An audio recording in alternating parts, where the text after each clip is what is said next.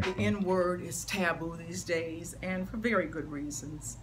But alas, unfortunately, people, I'm going to have to make a special exception in my use of the word for someone who, in my opinion, is the biggest N-word that has ever lived, Clarence Thomas, the only colored man on the United States Supreme Court. I wouldn't insult my black people by calling him a black man, because he is not that.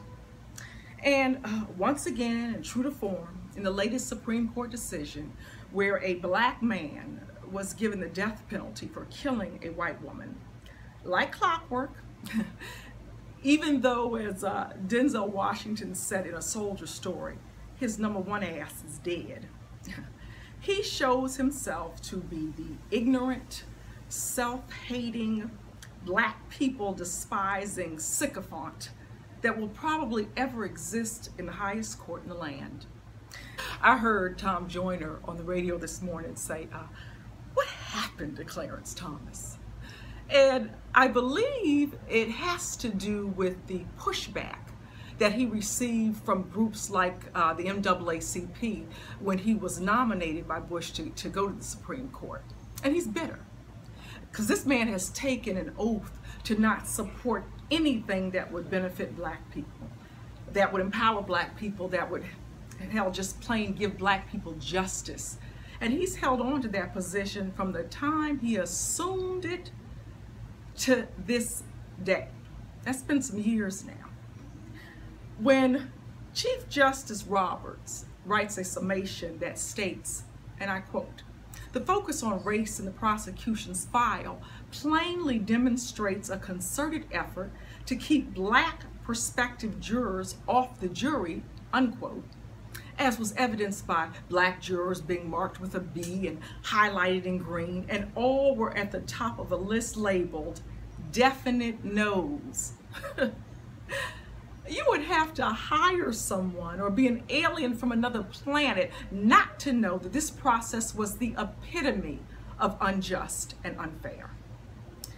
This continuous and continual disgusting partisan behavior on the part of a lifetime appointee needs to be addressed. This man must be removed from the Supreme Court, and I mean by any means necessary.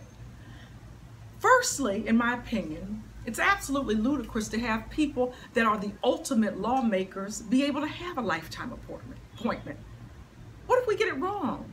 What if the appointee is Hitler in sheep's clothing? What if Clarence was a closet rapist or child molester or pervert?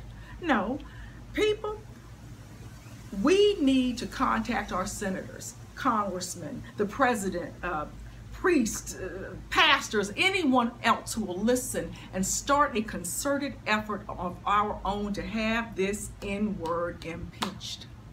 It's a travesty to our people and society in general that the hatred and the vitriol that this man feels towards his own people won't allow him to do what is so obviously right in a case where a man was sentenced to die. It's scary.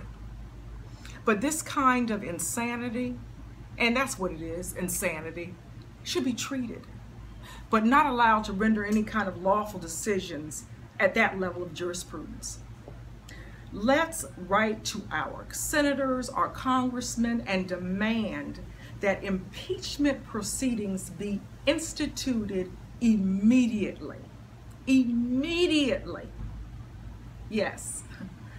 Yes, yes, yes, and I will say it again.